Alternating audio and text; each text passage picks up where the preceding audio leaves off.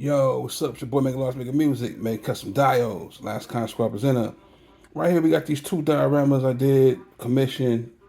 She wanted a Black Panther throne, a Black Panther like a battle zone field type diorama.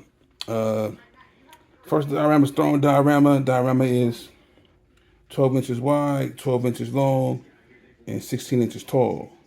Check it out. Got the custom right here, got the throne up there. Got the vibranium, the purple effects right there. Some stairs up that way that leads to the throne. Got the torches in the back, custom made. Got the rocks. Just the custom made shields in the back. Threw a couple Black Panther figures in there. Yeah, that's about it. Everything's magnetized too as well. And then the next one right here, we got the Wakanda like battlefield diorama.